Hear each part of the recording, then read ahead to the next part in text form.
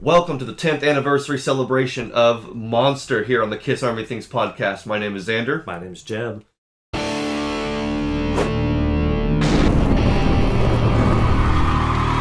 Alright, this week we're celebrating the 10th anniversary of Monster, which means that Xander and I are going to go track by track throughout the album, talk about what songs are our favorites. Oh, yeah. Talk about where it ranks in Kiss's discography, our general thoughts about, for the last Kiss album, is it, are they ending on a high note?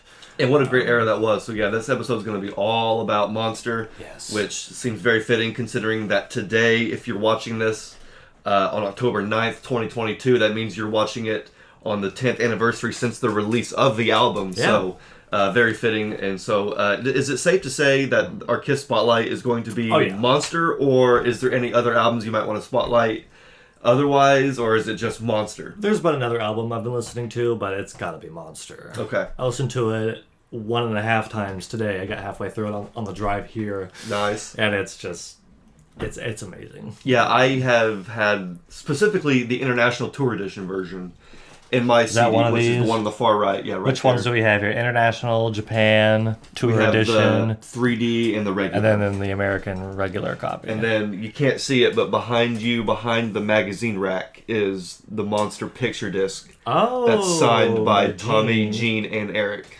Yes. So, yeah. And of course you have The LP is down there. Where's the big booklet, the CD version? That is actually in there, but I also have another one right here. The fanzine. So this one's actually sealed. Because Jeb and I, the very first copy we got was the fanzine edition, and Right. that one I have is beat up. It's So is used. mine. I've read it a million times. Read it last night again in preparation for this episode. Yeah. So I think last year I went ahead and got a backup one that's still sealed. Yes, it's really cool, but not practical for multiple use. It's like almost all digipacks. Yeah. I mean, they're lighter, they're made of cardboard, which is cool, but jewel case CDs are the best way to get a CD. Absolutely. Absolutely. Anyway. And we're going to talk about all these different versions too later in the episode. But yeah, it definitely seems fitting that Monster would be our spotlight, considering that it's the album that we've been listening to the most and most recently. Mm-hmm. I've had it in my car this entire week. I have not taken it out for any other album. I let it just play, and play. Absolutely. And yeah, it's a stellar album. So yeah, we are going to go track by track, talking about all the songs on Monster. So I'm going to go ahead and take this. And we will look at the first song, which of course is Hallelujah, Hallelujah, yes. which was the first single That was rreleased in July before the band was heading on their The Tour yes. tour with Motley 2012. Crue. So Jeb, let's as a single, because it came out as a single first. This was the first song that This is the first song that any of us heard from the album. Yes. So when you heard Hallelujah for the first time, what was your first reaction? I don't know if you want to compare it to hearing Modern Day Delilah for the first time. That's what I was going to do. That's kind of what Kiss fans do. We can, you kind of just use a point of reference. So for us, our point of reference is Sonic Boom, Modern Day Delilah. Compared to that song, that single, how did you feel about Hallelujah? I thought it was absolutely fantastic. Okay. But to me, it didn't, and probably still doesn't live up to Modern Day Delilah as a song or a single. It's a great rock song. It's got a great riff, a bit derivative, which is intentional. Paul's been very open about where that riff comes from.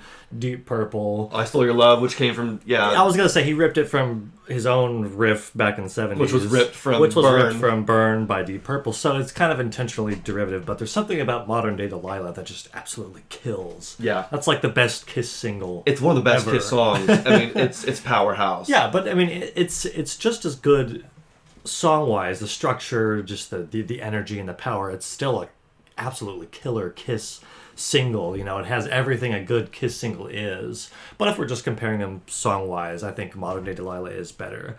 But I thought it was a fantastic way to kick off, the hype for the new Kiss record. Mm-hmm. I think it kind of had to be Hallelujah. And then they did they do a video with that? It was a lyric video. I was going to say they did a lyric video with that, and that was the first way that I saw it. It was probably on YouTube. Mm-hmm. Or maybe, I can't remember if it was ever on the radio. It was. Was on the radio? Okay. So it was either hearing it on the radio or watching a lyric video, which I thought was cool. Okay. Back when lyric videos, which I guess are still popular, but yeah. That was really when lyric videos were being made officially by artists, which is interesting. But overall, I think it's a killer single.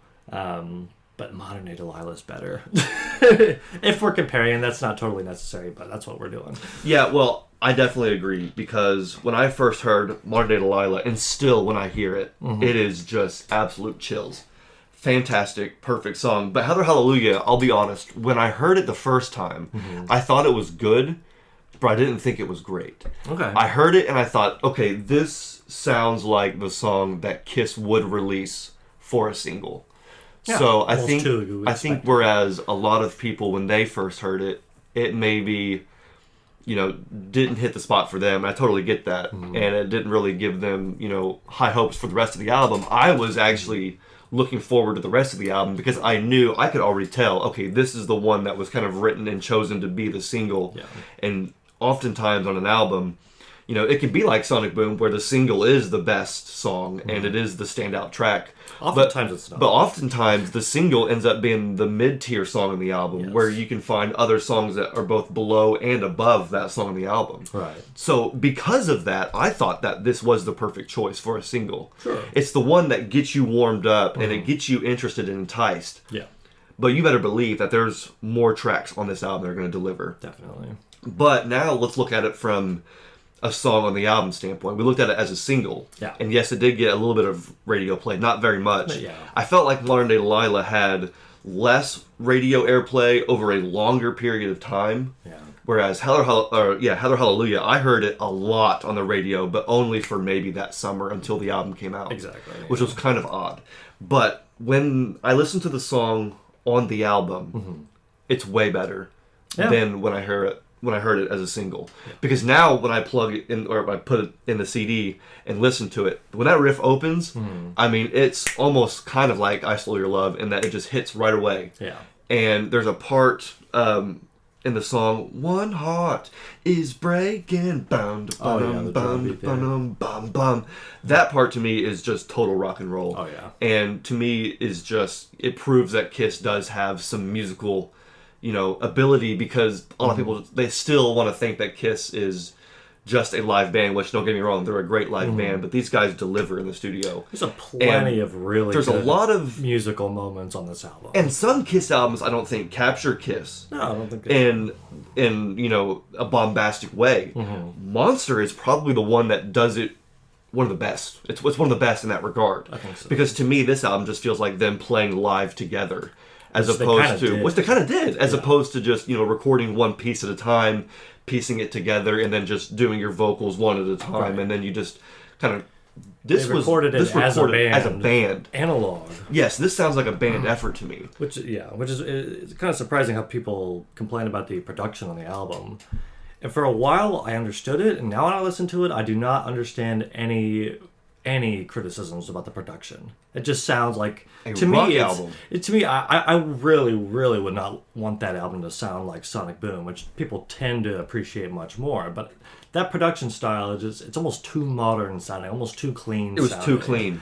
Where in Psycho Circus kind of works both ways, where I enjoy it and it's almost too clean, but it just works for that album. But with Monster and what Paul did on the album, I wouldn't have it any other way except for the kick drum. It's almost not The kick drum is a little bit muffled. It's way below. that to me, like, I could tell Paul really went with an old school approach with the production, because he the kick drum is almost non-existent. But that's literally the only thing that I can remotely say negative about the album. Right, yeah. And I think that Heather Hallelujah, again, we talked about that one part post chorus, and then on the guitar solo, Paul is singing over top of the high notes. Yeah. Whoa, whoa. I think It's so reminiscent of, they did that in another song too. What was it? Led Zeppelin did that originally. Well, Kiss did it in I've Had Enough, Into the Fire too, where I think Yes. Paul was doing some vocals over At top the of the end. guitar, Yes. and then he's doing it in this song too. I think just total rock and I think roll. he took that almost exactly from a Led Zeppelin song. Do you know what song? I'll have to go back and listen to it.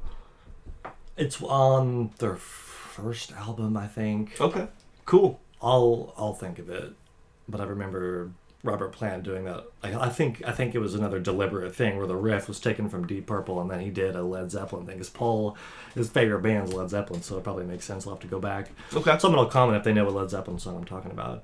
Very cool. But yeah, with Hallelujah, I think ultimately it didn't exceed my expectations. It just met them head on. Yeah, it was. It just was like, okay, I like this. I want to hear the rest of the album, and it's a good rockin' song. Absolutely. Now, they did play this song, I think it was released on July 3rd, and they played it live for the first time July 4th over in the UK. Okay.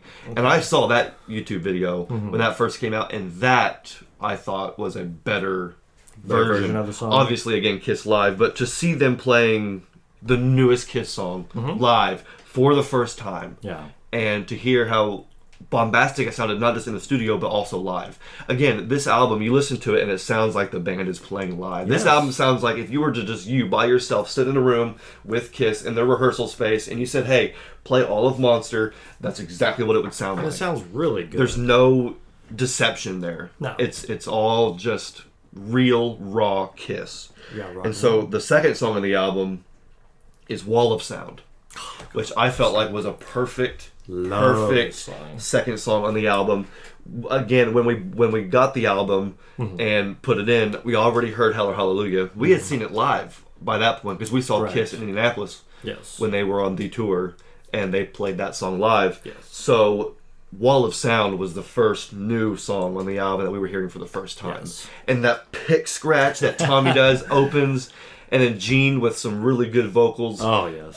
Perfect first Gene song on the album. Yes. Do you have any other thoughts to add about Wall of Sound? To me, okay, when I first heard this song, I almost had, it's going to sound ridiculous, but it was almost like how people describe Gene on, hearing Gene on Revenge for the first time. I kind of felt like I didn't really know what I was missing from Sonic Boom until I heard Wall of Sound. I was like, this is a awesome, fantastic 10 out of 10 Gene Simmons song. This song is in my top 3 favorite on the whole entire album. Oh, really? I love everything about this song. Okay, cool. The guitar riff that's heavy. Yeah. I'll tell you one thing is that Gene really, really, really stepped it up on this record. I'll say something about his bass playing on not only the song, but the whole entire record. But on Monster, his bass playing hasn't been that good or interesting since the 70s. I'm not even joking. Okay. Like, I can't think of any truly, memorable standout bass lines from the 80s at all. He kind of was just following what the guitars were doing, but he didn't do that in the 70s. In the 90s, there's some good stuff there. Bruce Kulick playing on bass a lot, on Carnival of Souls, namely. And Sonic Boom was pretty good, but the songs weren't there for me. But to me, I think Tommy and Gene on this whole record shine the most. Really? I mean, Gene, not only, his better songwriting than Sonic Boom, which everyone knows he recycled some old lyrics from demos from the 80s and did that kind of stuff. And not all the songs are terrible, but they're noticeably better. Yeah. And Wall of Sound is no exception. And his bass tone on the whole album, I cannot tell you how much I love Gene's bass playing on this whole record. Yeah. Absolutely fantastic. And his tone is just, it's loud in the mix too. I mean, that to me is how a rock band should sound. The bass is right up there with the guitars. It's not hiding behind, it's not buried anything. Maybe it's because he's a co-founder of the band. Maybe he insists on it, but it sounds fantastic. So Wall of Sound was mostly written by Paul. Which I was looking at some of the songwriting credits on the album, and Paul is the one who wrote most of Wall of Sound lyrically. It was Gene's title, Wall of Sound. Yeah. And Tommy wrote the music. Yeah. So you have 3 of the 4 guys. Great collaboration. Yeah. And I think that's one of the things that we're going to see continue out throughout this whole album, where it really is a true band effort. Yes. Which most Kiss albums in the past, barring the first several, were not like that, where it was a lot of outside people. And so finally, for the first time, we're getting, besides, again, Sonic Boom, we're getting a tried and true, real, genuine Kiss album. Yes. And so looking at these songwriting credits, I thought was fantastic because, I do agree that Gene brought some better material, but it looks like Paul was actually stepping in and helping Gene write this material, because I wonder if Paul maybe had some of the same thoughts that we have about his material on Sonic Boom, where it's possible. Because the one thing that, you're right, the one thing that was missing from Sonic Boom was quality Gene songs. I like I'm an Animal. I love Hot and Cold, and even Yes, I Know Nobody's Perfect, Russian Roulette's fine. But none of those songs, I think, reach what Wall of Sound gets to. Right. And, I think pretty much all of Gene's songs on Monster are better than all of Gene's songs on Sonic Boom. I agree. It's clear that on Sonic Boom, I think Paul has a couple really strong songs, and the rest of them are just good. Yeah. Whereas Gene has all good songs. Yeah. But with Monster, it's like everybody's material Yes. is, again, it's like Revenge, where everybody is up. Everybody says, step it up, get on the same level, let's go hard, and let's do it to it. So Wall of Sound, I think, is a perfect song. It's not the longest song. It's short, it's sweet, it's to the point. But it's heavy, man. It's heavy. The guitar, I play that, sometimes I just play that on guitar, because that just, a lot of, I don't know, when you said Tommy wrote the music for it, he nailed it. I listened to the album today, and the last thought I had was, man, the fact that I'm not going to be able to hear Tommy's, original guitarist or his solos on another project again, is really heartbreaking. Because he was shining through. Tommy and Gene, to me, on this album were just next level. Yeah. And of course, Paul's always on that level anyway, so he's kind of the default. Yeah. Awesome. But, gosh, everything about it. Yeah, but Wall of Sound, again, top 3 favorite track. That's pretty cool. It's just, everything about it's great. Let's move on to track number 3 now, which is Freak. Yes. The song that I never thought would ever make it to a Kiss album. Right. This is the one that, again, I've already heard Hallelujah. I love it. Now I'm hearing Wall of Sound. But when I'm hearing Freak for the first time, I'm almost like blinking or trying to do a double take. Like, is this really on a Kiss album? Right. Because it just sounded like a song that, maybe wouldn't make it because it sounds like a Paul Stanley song. Yeah, maybe something solo. Very Paul Stanley song, but it's very... And Kiss does have their songs where they push this, sort of independence. Again, I like to listen to State of Independence is a lyric in the song, which I love. But, I have streaks in my hair. People point at me and stare. They call me a freak. I love being a freak. I love being me. It's my cross I'm proud to bear. Yeah. It was a song that I was like, wow, I never thought a song like this would make it to a Kiss album. But I'm kind of glad it did. Oh, I because love Freak. I know for most people, most Kiss fans hearing this song, they were probably in their 30s or in their 40s and, were probably a little bit older than you and I. Yeah. I was a senior in high school when this album came out, and you were a freshman. So hearing a song like Freak, where it's like, I go to school wearing my Kiss shirts every single day. Yeah. People always point and laugh, and they just, if you're not a Kiss fan, you just don't get it. And people would always point, laugh, stare, make fun of me for being a Kiss fan. Right. And so hearing a song like Freak was almost like, validation. just yes, there you go, validation, vindication. Where it's like, hey, if Paul's cool with it, I can be cool with it. I'm going to own it. And so, even though it's a song that I probably wouldn't imagine on a Kiss record, I'm glad that it made it. I'm glad it made it too, and I think I have to admit the first time I heard it, I kind of had mixed feelings about it.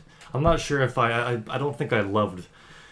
That one had to grow on me probably more than any other song. The pacing for me, because you got two really nice heavy songs, and then this one almost kind of like slows it down a little bit. Slows it down, and it's just, again, it just doesn't fully. It almost doesn't sound like a Kiss song, but at the same time, it's very Kiss, very Paul Stanley, who is Kiss.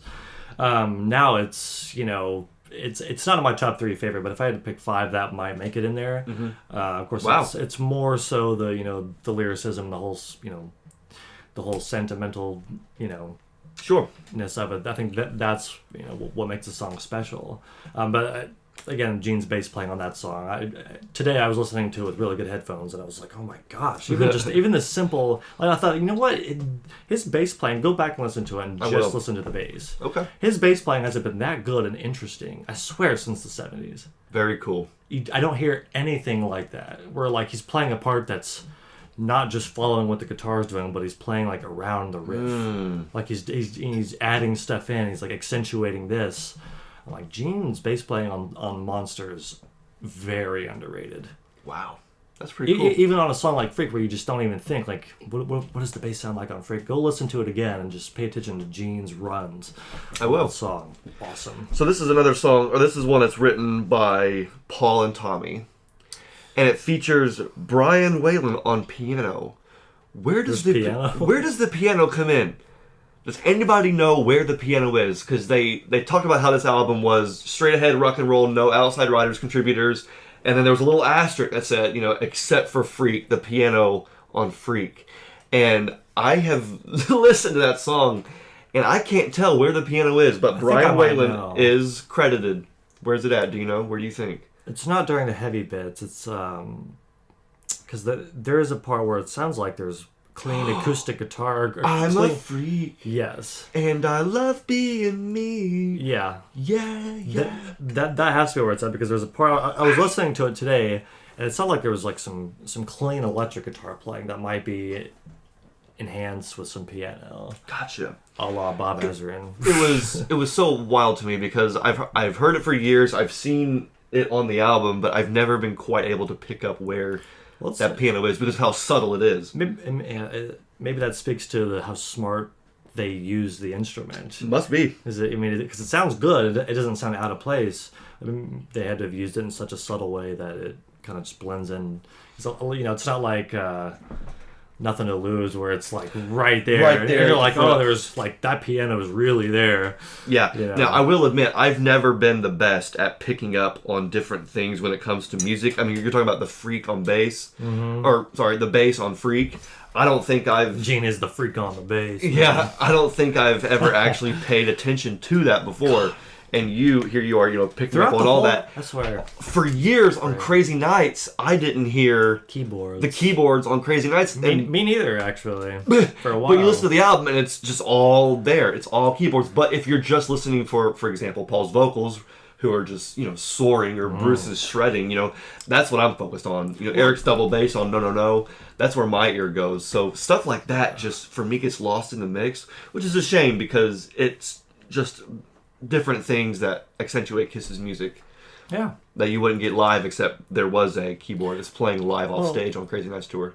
Didn't Bruce played a little bit of keyboard live, didn't he? Did he?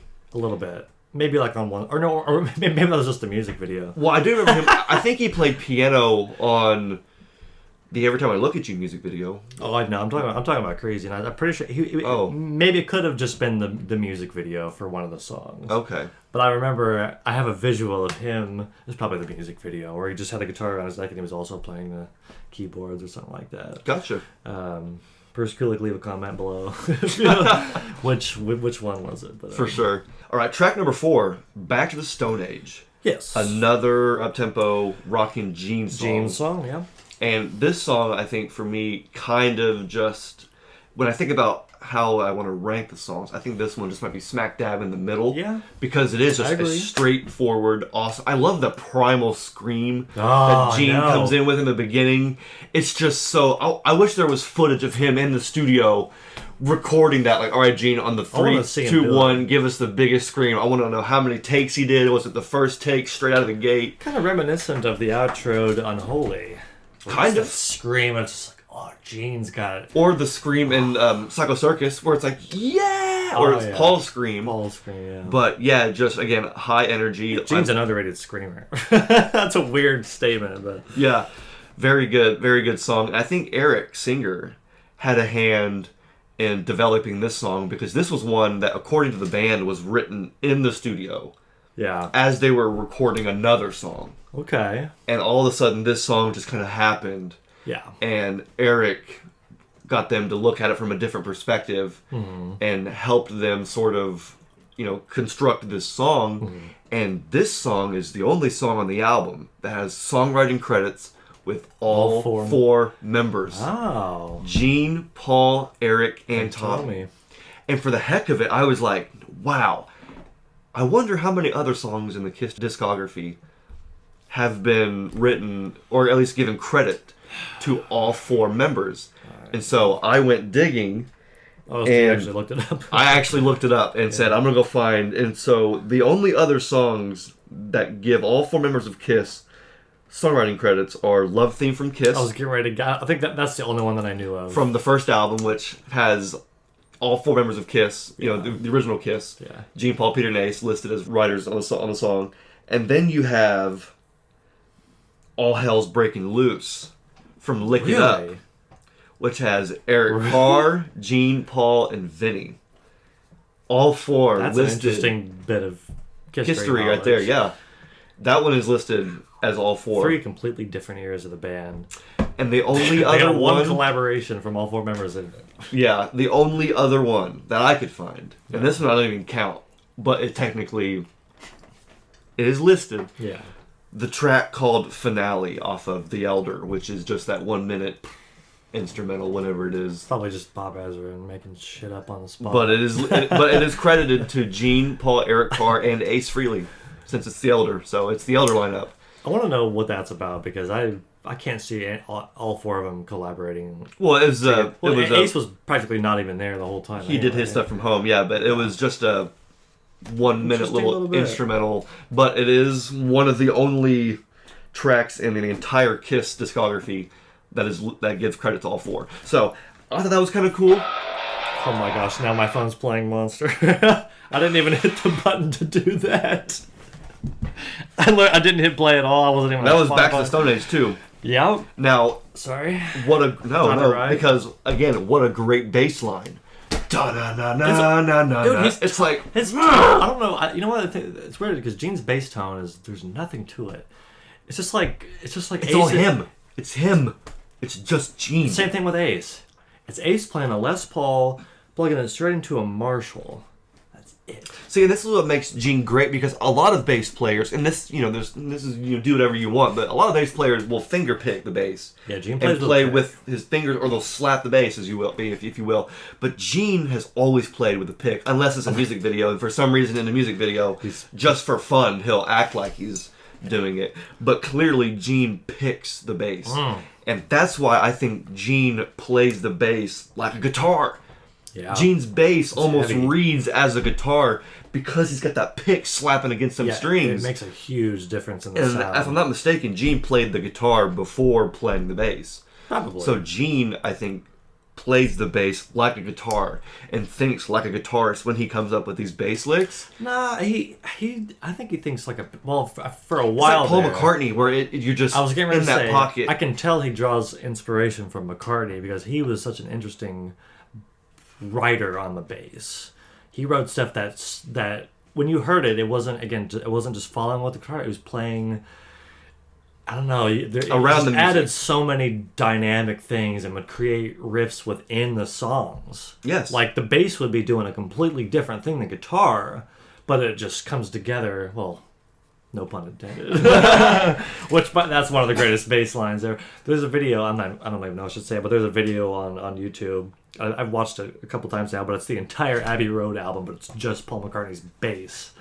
Whoa! And that is just as enjoyable as the whole entire record. That's really cool. But I can tell that's where because Gene's unashamedly a huge McCartney fan. I can finally hear that in his music again because he's playing interesting rock guitar or bass riffs. And the intro, dun dun dun dun dun.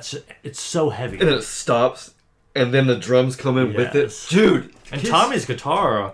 Well, I cannot say enough about Tommy's guitar playing on this whole entire album, including his guitar licks. And we're not even close to the heat where Tommy really gets going. But I mean, Kiss did not hold back on this record, and that perfectly comes through with the next track, Shout Mercy, which is in my top 3 favorites of this album. That is also that Wall of Sound and one other one is also in my top 3 of the album. This is quintessential Kiss. This is probably like the Shout It Out Loud. I mean, oh man, yeah. Obviously, forget Say Yeah. Oh yeah, we're Shout Mercy. This again is another step up from. And I wish they would have played that instead of. This song should have been in the live set. Yes. Because again, when you listen to this album, it doesn't sound. For instance, listen to Heaven's on Fire studio version versus Heaven's on Fire Alive 3. One's clearly a studio track that's played perfectly and produced in such a way, whereas Kiss Alive 3 is clearly live, where it's just bombastic. This song, Shout Mercy, even sounds live in the studio. Yeah. And if they played it live, it would sound the exact same, because some songs in the studio don't quite have that same energy. Right. Listen to Deuce on the first album, and then Deuce on Kiss Alive. It's literally alive. That's why Alive was so successful. That's why Kiss is considered a live band, because live, they're just different. It's just different live. A lot of people say they don't even listen to the first few albums, because why would you listen to those when you have Alive? Bingo. That's Kiss. But Kiss Alive, Monster to me is like the album that they were always trying to make back then. Right. Because we always talk about how, Kiss's sound wasn't captured until Kiss Alive. Yes. You know. Kiss's sound was perfectly captured I think with so. Monster. I personally think that. That is not a hot take. That is just a clear, blatant observation. Yeah. This album sounds so good. And Shout Mercy, I think, is one of the strongest tracks I think it's on the album. It's so Eric's catchy drums. and fun. It's driving. It's just so upbeat. A lot of songs on Sonic Boom felt a little too stiff. Maybe like they should have been a couple BPM faster, you know. Yeah. Not Shout Mercy, man. No. Shout Mercy is kicking it up into overdrive. Yeah. And so I think Paul, lyrically, vocally, Eric's drums. Gene's bass during the verses. I will draw it back to Gene's bass whenever I can. Do it. Because his bass lines during the verses, it's just killer, man. It really is. I mean, it sounds like a band. It sounds like a band enjoying themselves, and I feel like, you know, I think at least it seems that people tend to be drawn towards Sonic Boom more. To me, everything about this album Just is took all the good from Sonic Boom, but they just made it better because it sounds like a real rock and roll album. And I think a reason why people don't like the sound as much, because we said this sounds like Kiss to us. To me, it does. Because people, I think, have gotten a little spoiled with modern production. We really have. There are no albums that come out by big name artists. Well, this was 10 years ago now, but even in 2012, production is just like always Absolutely. crystal clear, just insanely vibrant. And to me, this is just, it sounds really good. Well, sometimes that overproduction can make an album sound fake. Well, like Destroyer, people complained about that in well, 76. well, not even that. Like sometimes I listen to albums nowadays, and it's just like I can tell it's a drum machine. Well, the thing about that is, And it's like, I don't care if you're an electronic band and you're using electronic drums, electronic music. yeah, But if you're a rock band and a metal band, or you claim to be a rock band, metal band, and I can hear just the pre-processed and overproduced drums that don't even sound like drums anymore, it really just takes away from the life of the album. And people can talk about the drums on this album and how they weren't touched, they weren't edited, the kick drum's buried, but I would almost rather have that than listen to this and be like, okay, you have the world's greatest drummer, Eric Singer. Yeah. And you chose not to use him or not to, retain some of that in there. Yeah. And so I appreciate the rawness that this album brings in that regard. That overproduction, everything being picture perfect, that the biggest offense to that is that it really affects the re-listenability of it. With an album like this, where not everything's perfect, I mean, they played really well. It doesn't sound like they're missing any notes or anything like that, but it sounds like a live recording, which it is. But that makes that album way more listenable because you're going to notice different things every time you listen to it. Whereas if you have an album with a drum machine throughout the whole thing, once you've heard it once, you've heard it all, and it will be the exact same, and you will not notice anything the next time you listen to it. And so that, to me, is what I appreciate about this album, is that they went that old school route. Of course, it's analog, and it just sounds like, it doesn't sound amazing. But when people say it sounds bad or it sounds muddy, I'm like, yeah, that's the way music used to sound. And that's the way... Listen to Kiss in the 70s, I mean... Yeah, that's the way it should have sounded, I think. I mean, this sounds great to me. Yeah. I was listening to, there's a couple songs where the cymbals, whenever Eric would hit the cymbals... They sound live. I was like, oh my gosh, like, if I could have They cymbals ring from out. my drum kit, like, those are the ones that I want, just because they sound so good. Yeah. And I love the heavy approach that Kiss wanted with this album, and it just perfectly comes through. Is there anything else we want to say about Shout Mercy? How would you have felt if Shout Mercy was the single? Whether it was the lead single or a single. I would have enjoyed it more than Hallelujah, because easily. I think so too. Shout because Mercy. because I wouldn't have expected a song like Shout Mercy, but when I heard it on the album, it blew my freaking mind. Because, yeah, exactly. Hallelujah didn't blow my mind. Yeah, Hallelujah was like, okay, that's a good Kiss song. It's a good single. Great, thank you. Get it on the radio. It'll maybe draw some interest. Yes. But you hear Shout Mercy, and it just shuts the game down. I'm like, oh, snap. I would have been like, I'm really excited, because if they pulled something like that, I would have been like, this album.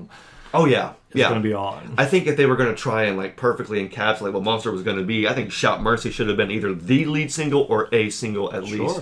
Because I think that song, just the heat that it carries and the energy that it has, it's hard to beat. Yeah. And that, to me, is the reason why it's one of the strongest songs. I wish they would play that live, and if they're going to take anything, either that or put Wall of Sound back in. Yeah, it should have been either Monster, in the set, or Shout Mercy should have been on the Kiss Cruise.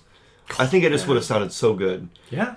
Because they did actually play Wall of Sound live on the Kiss Cruise Kiss Cruise 2, Yes. which was 2012, and they played it in South America Yes. on the very beginning of the Monster tour. Put it back in and it sounded okay. It sounded good. Yeah. But how much better was Shout Mercy sounded? I mean, I could just see That's a great Paul. line. I can just see Paul just getting it on stage. Yeah. Tommy, Gene stomping around. Eric actually like. And I feel like that, you know, since what are they playing? Say Yeah, that's like the only really modern Kiss song that we're getting. Modern, even though it's over 10 years old now. Yeah. But you know what I mean when I say modern. That song, I feel like Shout Mercy would just be so much better because of the energy that Say Yeah has just isn't quite there, and most live audiences that we've seen. When we've seen it live, just doesn't translate. You know, we love the song, but the energy of the modern lineup isn't really represented on a song like Say Yeah. It's got the sing-along aspect of it, which is important Well, for Kiss songs. I was gonna say that's the only way I think it works. Where the crowd, it's so easy to just say But Shout Mercy would be way better. But Shout Mercy would be like, oh my gosh, Kiss is like on fire right now. And for the people who didn't know, they'd probably say, "Man, what album is this one on? I don't remember this Kiss song. This one was great." Yeah. You know, Say Yeah. I feel What like album's that off of? Yeah, I mean, like that's the latest one. But they did it, yeah. So they are playing it safe by keeping Say Yeah in the set list. They played it safe by having Hell or Hallelujah as the lead single. I think that if Kiss had just taken a little bit more risk and had this song as a single, I think it could have done well for them. And it would have gotten a lot of interest for the album. Well, it's up to the label. It's not even up to them. Well, you're right. And I've always wondered about how that stuff goes. Like, I mean, if Kiss can submit a single that, hey, we're really pushing this one, and the label says, okay, fine, or no, we want this. Or no, can Kiss say, well, actually, it's like, how does that actually go? I don't know. I would imagine Paul was pushing for Hell or Hallelujah. It would make sense because that song, again, just the way it was constructed, and it makes sense that there would be a lyric video for it. It's the one that's going to be on the radio. Mm-hmm. But let's get to the next single on the album, which was Long Way Down. I know you love this song. So Let's talk about Long Way Down. This is probably my favorite. It's hard to say. It might be my favorite song on the whole album. It's either that or Shout Mercy. Okay. So Long Way Down, Shout Mercy, and did I say Wall of Sound? Wall of Sound, Shout Mercy, and Long Way Down. So these Wall are of Sound, Long Way Down. I got them. Oh, for sure. That's a good rhyme. Are these your? So those are your top those three favorites? Those are my top three. Okay. Those three are 10 out of 10, absolutely perfect Kiss songs. And Long Way Down, I don't even know what I can say, but I love the chorus, and the drums. I don't know, man. The drums are really good, and it's actually one of the only Kiss songs that I don't think I can readily play on drums.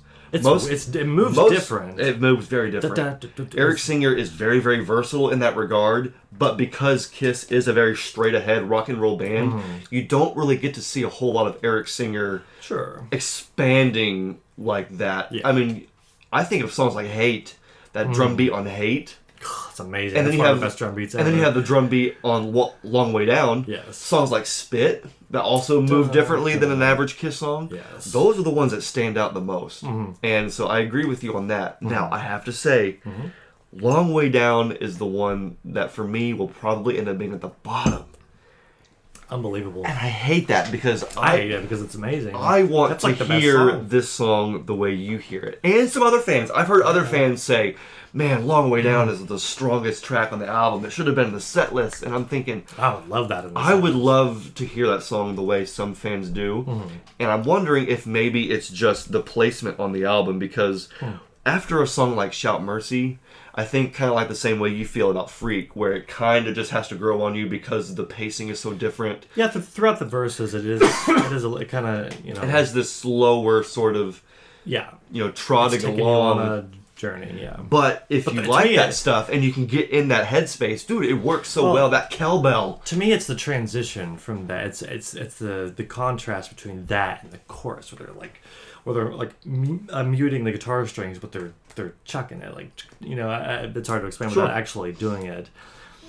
It's just the way the chorus grooves is what makes that song what it is. It has a very Zeppelin-esque kind of sound, where again maybe Paul is sort of reaching back into his roots and coming at it from a 60s, 70s perspective. Yes. Long Way Down definitely has that quality. That every time the chorus hits, it's like a subtle headbanger. I'm just like, oh.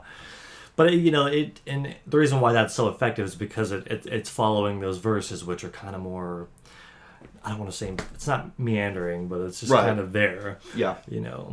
Very melodic, and it's just kind of trotting along. But And great cowbell. such an effective chorus with the cowbell. Absolutely. It's one of the. There's a lot of songs on this album and Sonic Boom that cowbell. that use cowbell, which I love. Because obviously, there can never be enough cowbell. But the fact that there is so much cowbell used on Sonic Boom and Monster, to me, just makes those albums a little bit better. Because, again, it's just so rock and roll. It's old school and rock and roll. That's old school rock and roll. 70s And that is the only roll. thing these albums claim to be. These are Kiss albums that don't try to be like anything else or anybody else, like some of the albums, even Revenge and Carnival of Souls, where Kiss is trying to reinvent themselves and whatever.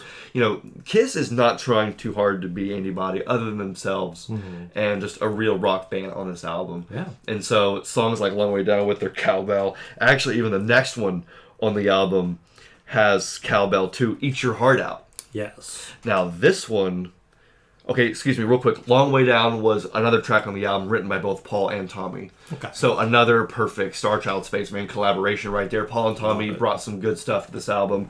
I think Freak was the other one we talked about. Now we have Long Way Down. Eat Your Heart Out is the 7th track on the album. Yeah. This one was written by Gene and by Gene only. And it is the only song on the album that was written holistically by Gene, which is really cool. Because even though this song, I think, is a very simplistic, straight-ahead rock song, for me, it's one of the stronger songs because of that riff and because of the heavy tone. Yes. This is one of those songs that when I think about how do I want Kiss to sound on record, or even live, but just on record, this is it. That guitar is so good and so heavy, and to me was probably what could have had a lot more of on Sonic Boom. Sonic Boom, to me, again, it is a very, clean, straight ahead, Kiss album, rock album. Yeah.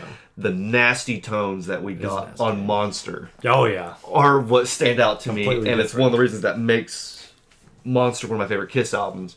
And so Eat Your Heart Out, even though there really isn't anything groundbreaking about it lyrically, musically, it is exactly where I want Kiss to be. Yeah. And isn't there cowbell in Eat Your Heart Out? And the chorus, eat your heart out. Cymbals. There's cymbals. There might be some kind of... It's just good music all the way around. What are your thoughts on Eat Your Heart Out? I love the song. It's probably upper mid-tier for the album. Okay. Upper mid-tier.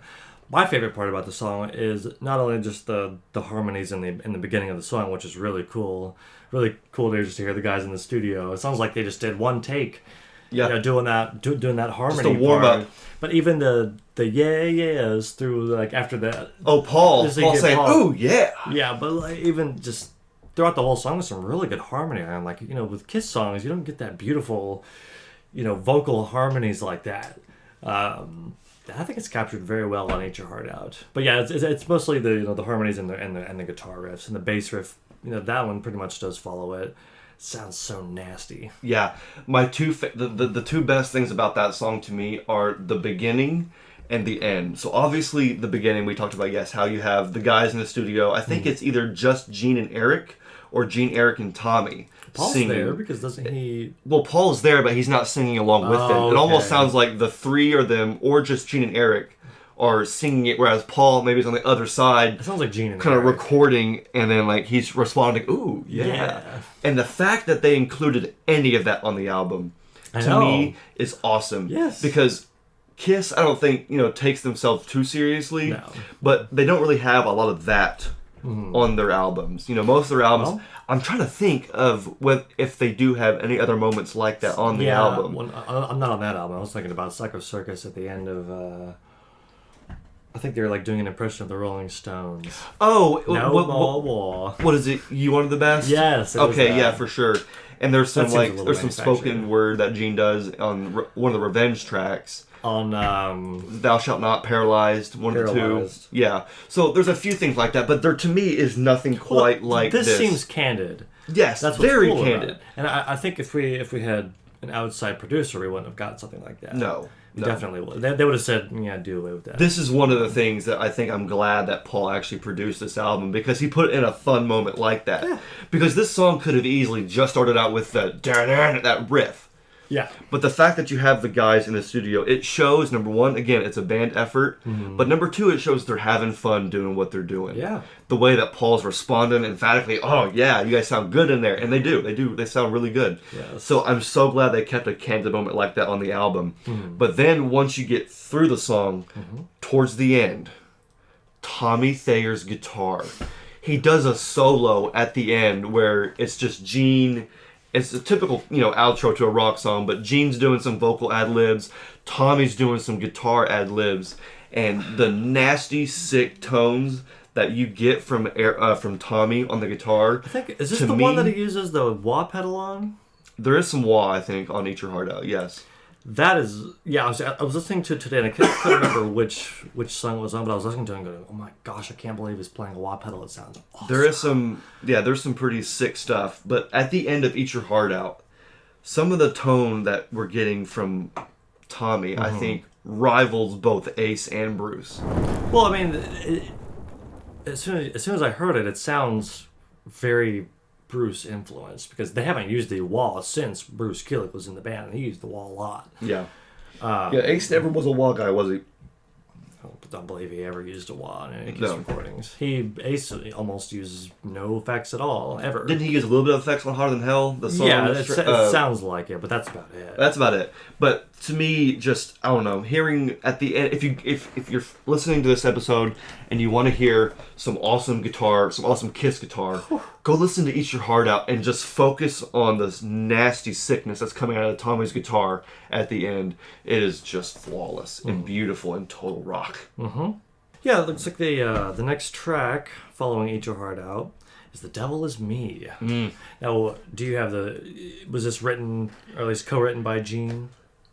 This was another one that was mostly written by Paul.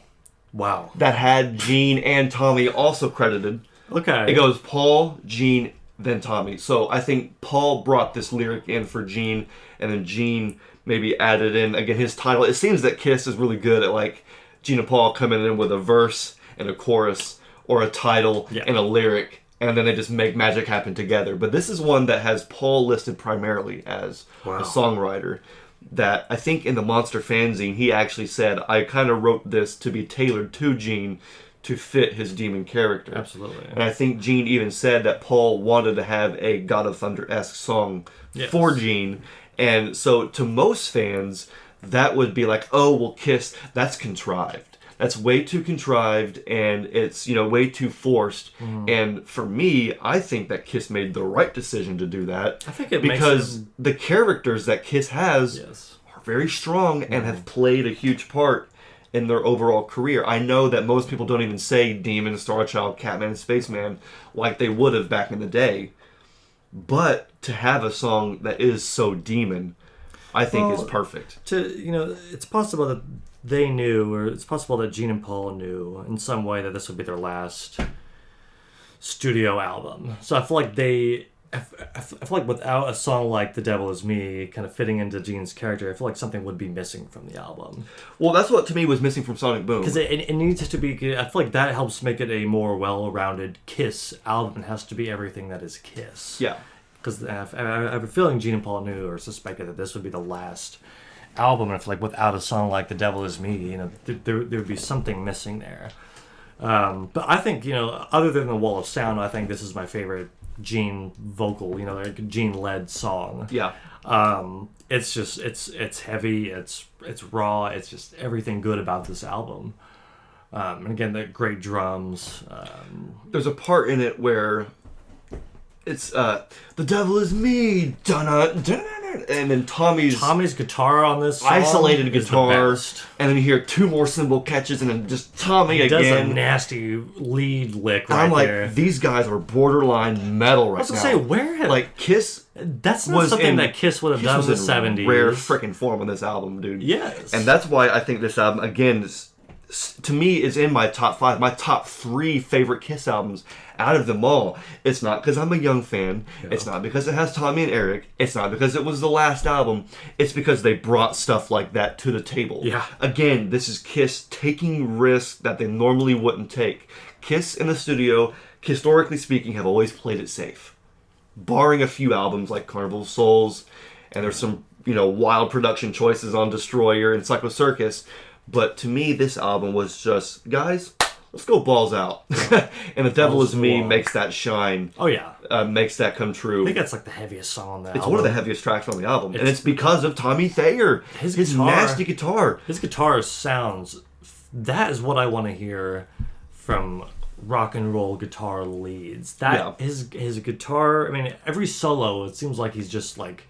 It's so cocky. Yes. He's so arrogant. It's got attitude. It's got attitude. Every lick is just like mean, but it's all blues based. Like, it's all blues based. Sticking with Kiss's typical lead style, but man, he's like it's just aggressive. Tommy, I think on Sonic Boom was perfectly capable of capturing that 70s Kiss sound, which AKA does mean playing in a very Ace-ish style. He admitted that, the band admitted that. It wasn't to be Ace and to be contrived, it was to be Kiss. And Kiss in the early days was just as much Ace as it was Gene and Paul. Mm-hmm. So I think on Sonic Boom, for Tommy to neglect that would have been a disservice to Kiss, the Spaceman, and Ace Frehley. Yeah. But this is not Sonic Boom. This is not. This is Monster. This is Tommy Thayer. And this is Tommy Thayer personality. His personality on the guitar is coming out better on this album than it did on Sonic Boom studio album or Kiss Alive 4, the Symphony Orchestra where he was playing live. This to me is not just Tommy's best work on a Kiss album, but some of the best guitar work on any Kiss album. Yeah. Where it just stands out. Yes. It just stands out. Well, I was gonna say, when I hear songs like that on Monster, I'm like, man, this band, it just makes you think Gene and Paul made the right decision, because how I feel about those guitar solos, I feel like people may have talked about Ace. Like, you just can't have any other guitar solo here. No other guitar player would have played it like that, and that belongs to the Change song. any note, and it's not the same anymore. That is exactly how I feel about every solo on Monster. Tommy wrote them perfectly. He wrote, and you could tell it's as if he was playing like he was trying to prove something. He was, and I think it shows, because we're getting to the next song now on the album, "Out of This World." Love it. Which is another one of my top 3. So far, I think my top 3 is "Shout Mercy" and "Out of This World." Okay. So far, those are my top 3. Okay. And "Out of This World," first of all, the way it starts, just immediately heavy. No sort of build up. No. No BS. Just no BS. Right into straight into the song. Yeah. Another song with great cowbell. Yeah. Which makes the song just that much better. Tommy's riffs still heavy. It's a really good riff. Still really, and I think the song itself is perfect Spaceman. I think that Tommy did a really good Spaceman sounding song with "When Lightning Strikes" on Sonic Boom, but was like almost forced to outdo that or one up it on this album. Sure. And I'll have to go back and look, because I can't remember if it was just, I think it was Paul and Tommy, or Tommy and Paul that wrote "When Lightning Strikes." Yes, that is correct. This one was just Tommy. That's right. This is, I think there's only a few songs on this album that were singular efforts. You have "Hallelujah, Hallelujah," which was written by Paul and Paul only. "Eat Your Heart Out," that was Gene and Gene only. And then you have "Out of This World," that was Tommy and Tommy only. The rest of them were Paul and Tommy, or Paul, Tommy, and Gene. And then, of course, Back to Stone Age was all 4. Yeah. But this one was written holistically by Tommy, and Tommy knocked it out of the park. It's fantastic. It's a 10 out of 10. Not only that, but it actually made it to the set list on the tour. That's right. Yeah. This is the only other song on the album that made it to the main set and stayed there. Yeah. They had Wall of Sound in South America. I think they even tried "All for the Love of Rock and Roll."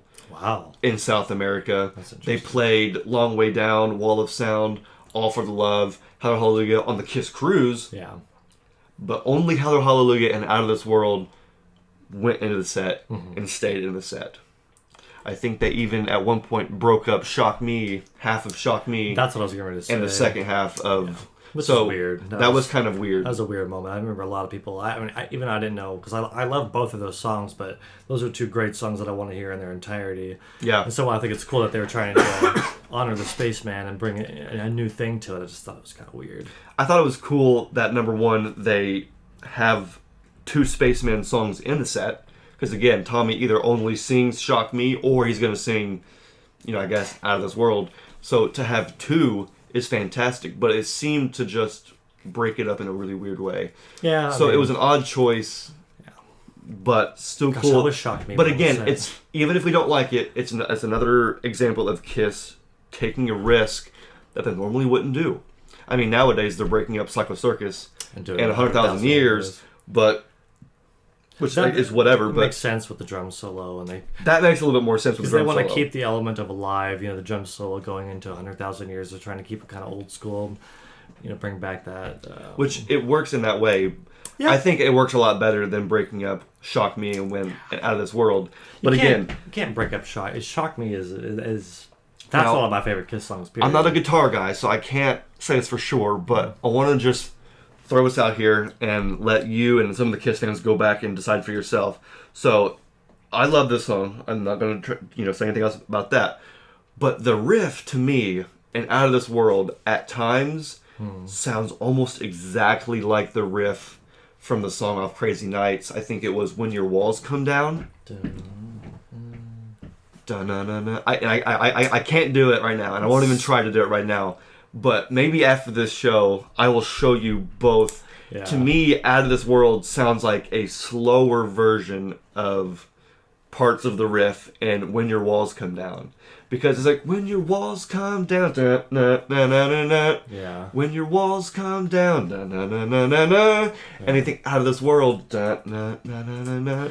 It's all. It sounds very similar. All these rock songs are based on themselves. Yeah. No, I mean, there's only so many riffs you can. There's only so many riffs, but because they're playing the same chord shapes on most of their songs. But I love the fact that this album has a lot of references to, or not, whether they're intentional or not. You can draw lots of references to other Kiss albums and other rock albums. We've made some Led Zeppelin and Deep Purple references. Well, Hallelujah was instant for me when I Stole Your Love. I was like, bam, I can put that. I didn't get the Deep Purple thing yet because I don't think I'd heard the album, or maybe I did. I can't remember if I'd heard Burn. Right. But I agree. It's really fun. It's like little rock and roll Easter eggs here and there. Yeah, for real. So the next track on the album is All for the Love of Rock and Roll. This is Eric's lead vocal on the album, which this is one more song on the album that was a singular effort. This was written by Paul and Paul only. Eric Singer, I guess, his only songwriting credit on this album is Back to the Stone Age. He did not have any on Sonic Boom. Yeah. So I think Eric, respectfully, either knows he isn't a strong songwriter or just doesn't really do a whole lot of songwriting. Yeah. So I think that's why Paul took the reins on this one as far as songwriting. Sounds like a Paul song. I mean, because and a lot of people again will look at this song as being way too contrived. Oh, Paul had to write a song as if it was Eric for Eric just to give Eric a lead vocal. Yeah. But again, to me, I don't really see it that way. I guess if you want to look at it from that perspective and come at it from that angle, you can. But to me, it just sounds like a really, really good, solid rock song. This is the song on the album that does not have that nasty tone, that sick heaviness. And to me, that works very well. This song sounds like it was straight out of the 1970s. Yeah, pretty much. The way it was written, recorded, and played. I think it's a nice song, but I think this is the lowest point on the album for me. Okay. And I don't know why. It just doesn't excite me, and I can't get into it like I do the other albums. I mean, Cowbell. I love more Cowbell. Well, yeah, more Cowbell is always good, and I like the sentiment of the song. It sounds really good, and again, it just doesn't hit like those other. It just, it's a little weaker, I guess, just overall. Yeah. But I do like Eric's vocals a lot. I mean, he's a totally solid singer. Yeah. I think he's underrated as a singer. Eric definitely is, yes. So it's not a bad song by any means. I think it's a nice song, but it just doesn't hit me as hard. Yeah, I think all these songs for me are fantastic songs, and to me, all of them reach that threshold. But if you're going to rank them, something has to be towards the bottom. Yeah, that one would be on the lowest. So for me, I think songs like Freak, even though I love Long Way Down, I think those three, including this one, would probably be at the lower end of mine. And I guess if you want to look at it, I'm coming from a heavy standpoint. I love the heavy songs. Sure. And so those three might be the least heavy songs on the album. But to me, I still love All for Love Rock and Roll. I thought Eric's delivery on the vocal was fantastic. Yeah, I like how they scaled it back as far as the heaviness goes. I love that 70s feel, that classic rock sound. Some of these songs have a heavy rock, almost a metal sound, whereas this one has a tried and true classic 1970s. What were you going to say? I don't even remember. I can't remember if there was a tambourine or something in the chorus. I could be totally making that up. I don't know. Maybe. It could be like it could be a tambourine on Eric's hi-hat. I know sometimes you see a little tambourine on Eric's hi-hat sometimes, but no, I don't know. It could be. I have no inside knowledge on that. Now, we've talked about all these different allusions to other rock and roll Kiss references and albums. To me, the lyric where he says, "That's when you notice there's a ring on your finger," and she says she's single tonight. Yeah. That to me is so reminiscent of that line in Hotter Than Hell when, she shows you her wedding band. Okay. I don't know if, again, that was intentional or not. Maybe it wasn't, but it just so happens to be a nice homage to. Yeah. But whenever I hear that lyric, and whenever I first heard that lyric, she tells you that she's single tonight, I was like, I thought of that lyric from Hotter Than Hell. Yeah. She shows you her wedding band and hot. Yeah. Hotter Than Hell, just total rock, sleazy rock and roll. Speaking of sleazy. Speaking of sleazy. Is that the next one that I'm thinking snap. of? Great segue, go. That's great. Take Me Down Below. That was a great segue. You have to have one song like this on a Kiss album at least. Yeah. This is, but Carnival of Souls didn't have anything like this. Maybe some people didn't like neither did The Elder. You might think they're too old to be talking about doing it, but no. You know what? This song. This is my third favorite song. This is my third favorite song.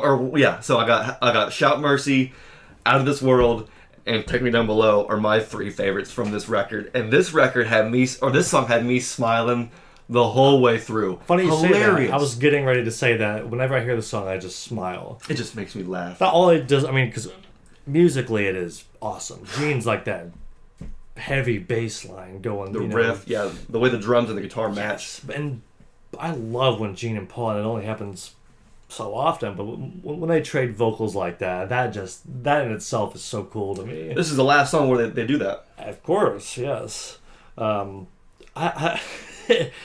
I can say is that it's heavy, it's got some groove, but it just makes me freaking smile the whole way through it. I'm like, this is freaking Kiss. This is Kiss in 2012, man. Yeah, I can see Gene. How Gene always does a lot of pelvic thrust on stage with his bass. I can see him I saw her standing there across the room. It's very old school Gene. It's not a song that Kiss takes themselves seriously on. And it's funny because we talked about how, yes, on a lot of Kiss songs, you look at Rock and Roll Over, and Rock and Roll Over is full of just sleazy, cock rock, songs like that. And that's what people like when it comes to Kiss, except for when they do songs like Read My Body, except when they do Let's Put the X in Sex, except when they do Take Me Down Below, even though they're all the exact same. They're all awesome. To me, Take Me Down Below is the best of all of those. It's like Kiss saying, okay, if this is our last album, let's just one for the road. Let's have the most innuendos. See, again, it's not taking themselves too seriously, but the song itself takes itself. Again, the music is... Yeah, going back to the idea that they may have considered that this was their last album, they said, okay, we're doing this, we're doing that, we gotta have a classic feeling, truly classic in that kind of way feeling Kiss song. Yeah. To make it more well-rounded and make it more Kiss-like. And those lyrics to me are hilarious. And they are hilarious. To me... It sounds like Gene and Paul were joking. Well, to me... In a way. Those innuendos, I raised my flag and she dropped her dress. I'll take you on a cruise and never forget. To me, those entendres are even you're begging for an eyeful, but you only get a peek. All those things to me are no different than you pulled the trigger on my love gun. Oh, of course not. Anyone who thinks otherwise is kidding themselves. Is kidding themselves in their bias because Take Me Down Below is just one. And a long line. Well, put your hand in my pocket, grab onto my rocket. If that was on this song, people would rip on it. But it came out in '76. It's all cool. It's fine. It's cool because they were 20. It's who cares. To me, this song is every bit a Kiss song as the rest of them. And to me, it's one of the strongest songs on the album. It opens up with the down, down. It's got that heavy, you mentioned that bass line. That bass line. The chorus where again they trade back on vocals. Take me down, baby. Yeah. Like Gene and Paul just. I love listening to that song and just, pointing out all the different things and just noticing all the different things happening. Yeah. The guitar, the drums, the bass, the lead vocals and the gang vocals, the ad-libs, all of it together just comes together just to be a perfect Kiss song. I think it is perfect. And I think it makes sense where it's at on the album. It's one of the last songs on the album. To me, that makes perfect sense. If you thought this album was going out without a bang, you're kidding yourself, because this song and the last song on the album are two of the best songs on the album. Really? I think Last Chance to me is an incredible song, and it gets better and better every time I hear it. If I had to put a fourth song as my favorite, it would be a tie between Wall of Sound and this one. Because Last Chance to me, first of all, it's got a killer Gene. I was going to say, it starts off with Gene. It's the bass line. Which to me, I thought was extra cool. Yeah, because other than, I think, 100,000 Years, and then I don't know if you want to count God of Thunder with the dun dun dun dun, the live bass line, there aren't too many songs where you just hear Gene bass. Just well, except for the beginning of Paralyzed. Oh, the bass drop, the bass slide on Paralyzed, sure. Yeah.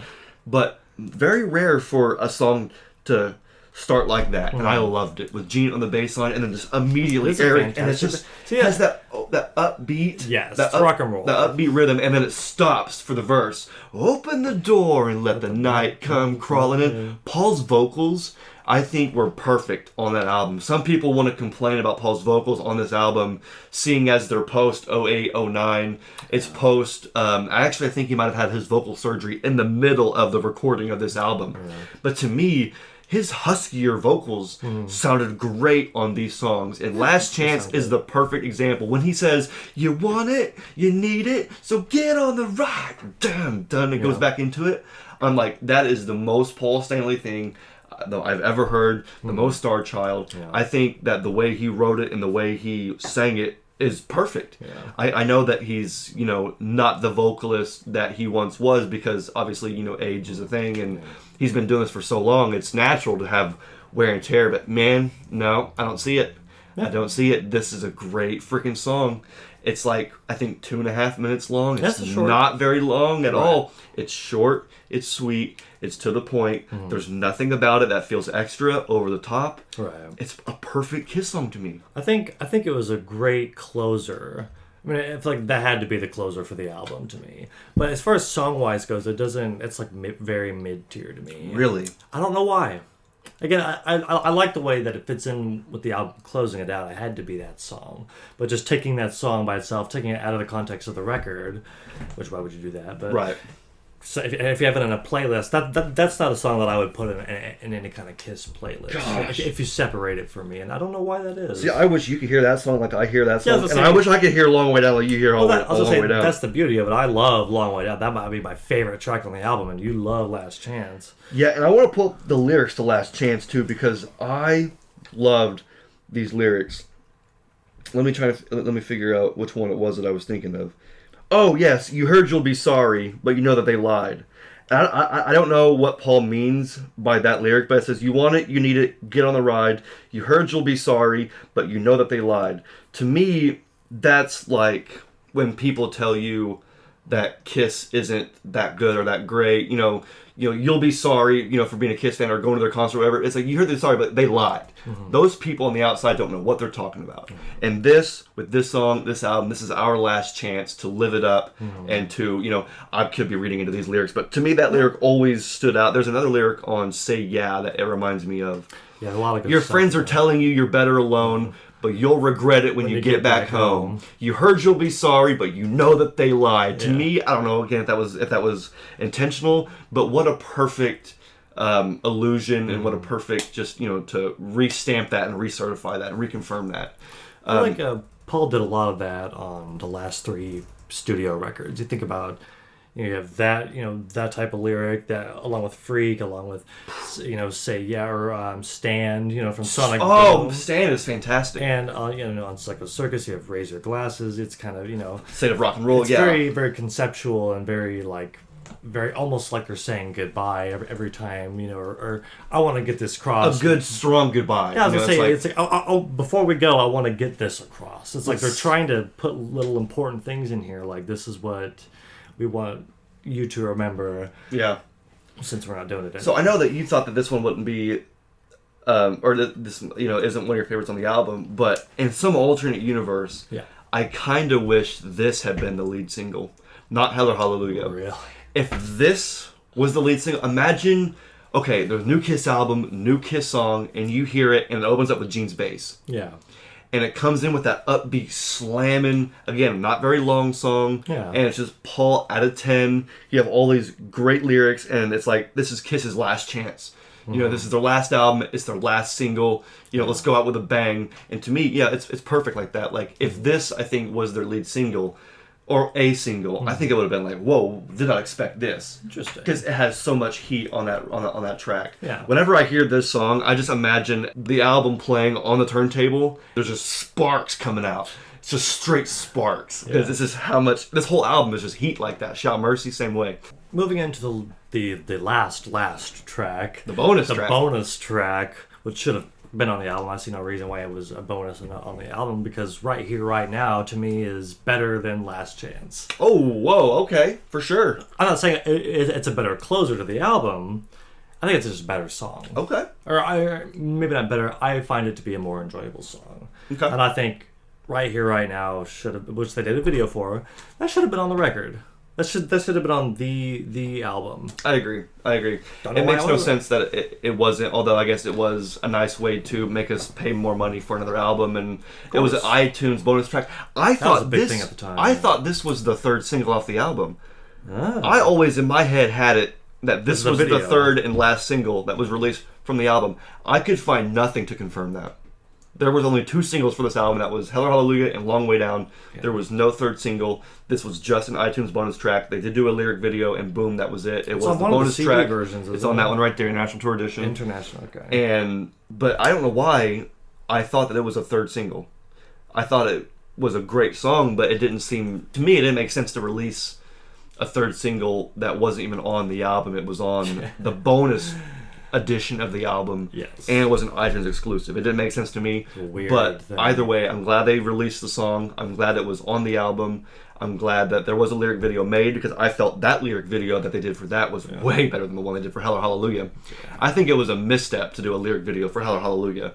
If that's your main single, there should have been an actual legitimate music video. Think about it. We have never had, not since, I can't think of the last music video that Modern Day Delilah. That was a performance video. They had a few things in the beginning of them being, huge giant monsters, but it was all performance video. What about Russian Roulette? Did they do a video for that? No video for Russian Roulette. No video for Say Yeah. What was I thinking of that? I don't know. They did a video for Samurai Sun / whatever. Psycho Circus would have had to have been Psycho Circus, but that wasn't even a real. That was a CG mess. Green screen mess, but I mean, I still like it, but yeah, no. I mean, as far as like an actual music video, we did not get that with the current lineup. We didn't even get that with the reunion lineup. When was the last music video? Was it something from Revenge? Anyway, so there actually is another bonus track on this album, and that was King of the Nighttime World, that they released a live version. I think it was on the Japan edition. Yeah. And we'll just quickly, this will be a drive-by, because we're going to have to wrap up here, but it's funny because that version of King of the Nighttime World that they released on the Japan edition was from Virginia Beach, the same off the soundboard that we just got released. And lo and behold, it sounds incredible on the Japan Live edition, or the Japan Tour edition. And the quality that we got on off the soundboard, as we all know, was less than ideal. That makes no sense. So it makes no sense. It makes even less sense because, I mean, I've heard people say about that 77 Des Moines show that they went in and enhanced the crowd to make them louder. Or they put in just a fake crowd or something like that. On Des Moines? That's what I heard. Okay. I'm like, are they really willing to go and do something like that but not make the Virginia Beach sound up to snuff when there's already versions of it? That's just what I've heard. Okay, for sure. I don't know. It's hard to... none of us were there in the studio right when they were mixing these things. But it just... I would be interested in knowing what they do, if anything, with those off the soundboards. Yeah. Because there were other versions out there from the same show that sounded great, where the levels were adjusted and this and that. We've talked about it before, but... Yeah. Interesting to know that made it on a different version of Monster, the same song. Yeah. And I guess I didn't really talk about Right Here, Right Now. I love Right Here, Right Now. I think it's great. I think it should have been on the album. I love the lyrics. I think the lyrics are top tier Kiss lyrics. It's one of those songs that doesn't quite carry the same heaviness as some of the other songs in the album, but it's still an upbeat rocker. And so I'm glad that we got those songs. That right there concludes our track-by-track review of one of the greatest Kiss albums. Monster. I think it is one of the greatest Kiss albums. I think everybody out there, whether you're going to celebrate the album or to critique the album, you should go back and listen to it and just re-listen to it.